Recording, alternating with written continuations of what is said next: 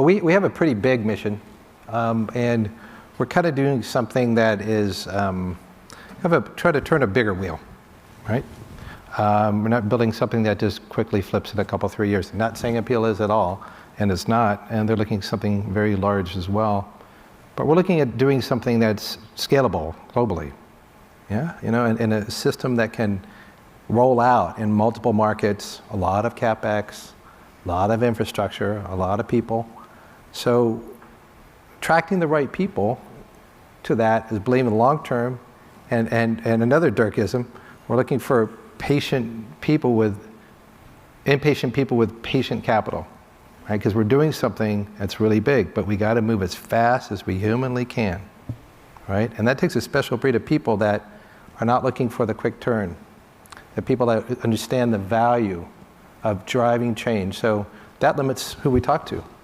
But we also have our subsidiaries that are more geared towards, you know, regular food businessy stuff. But at the top level, you know, what we're doing is we're trying to find family offices, large strategic partners. The bottom rung is we're looking at sovereign wealth funds. The next phase of that, we're really looking for folks that have large amounts of capital to deploy for the top level company.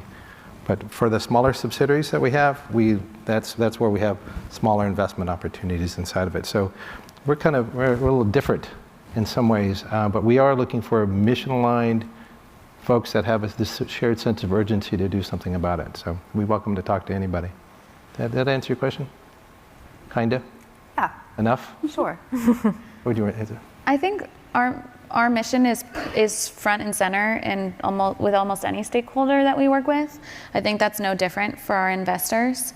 We're very forthright with how it does influence our decision making. The sustainability function is part of strategy at Apeel. So it's not kind of a separate department. It's built into any analysis we do about value creation has environmental and social impacts associated with it.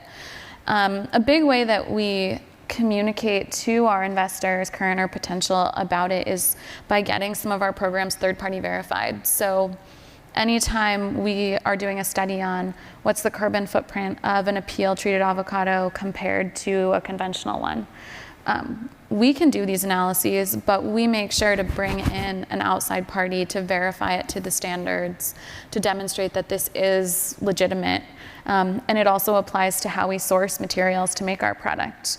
You know, our auditing practices and supplier responsibility program are actually very similar to a very large company, and the scrutiny that they are held to by their shareholders, because we want to be able to communicate that we are minimizing our impacts, both minimizing the impacts and maximizing the benefits. And that's something that actually goes a long way with our investors, because they see that the company is reducing risks from a sustainability perspective, but also has a lot of value to add.